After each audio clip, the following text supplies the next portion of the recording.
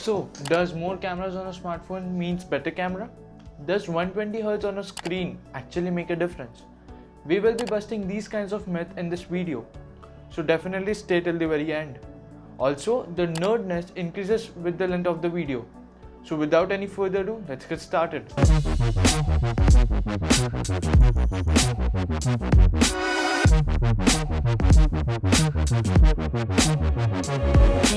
I have seen some serious hate towards plastic back. Hear me out.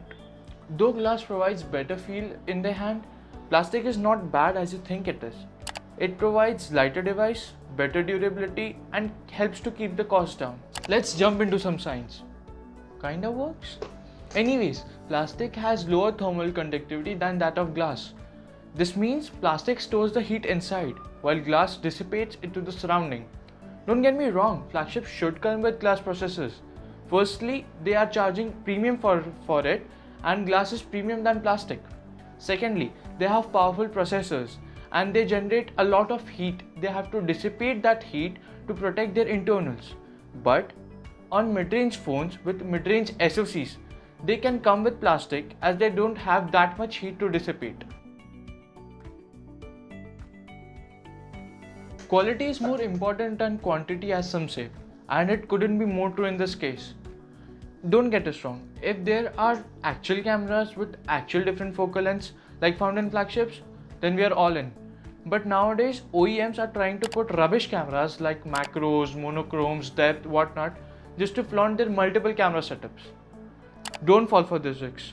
No, I won't fall, no.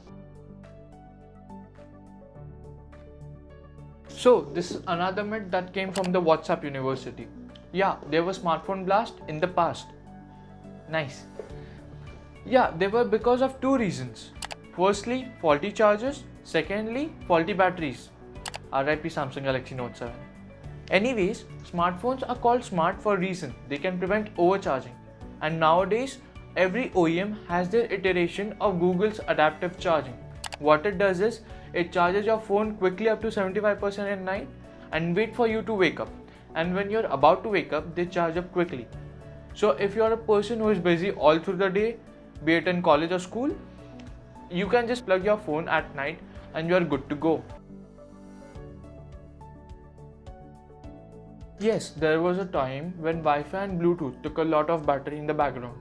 But again, today's smartphones are smart. They're optimized to use lesser battery. Moreover, these activities don't take as much battery when they're inactive. Of course, there is a power draw, but that is negligible to the humongous battery capacity offered today. Android Authority did a proper research and I'll link the article below. A great camera doesn't only depend on higher megapixel count. It depends on various of things like aperture, sensor size, stabilization, etc. Yes, some may argue that higher megapixel count enhances the sharpness of the image. But to give you an idea, a 4K image from any device needs only 8.3 megapixel shooter. Anything more than that is just a minor improvement or a marketing gimmick. Also, higher megapixel shooter enhances higher level of zoom. So if that's a jam. Clearing apps from the recent does not boost your performance. In fact, they consume more battery and internet when you reopen them. Avoid clearing apps from your recents and let your smartphone breathe. They are smartphone for a reason. They can detect if an app is using extra battery or extra performance in the background and automatically shut it off.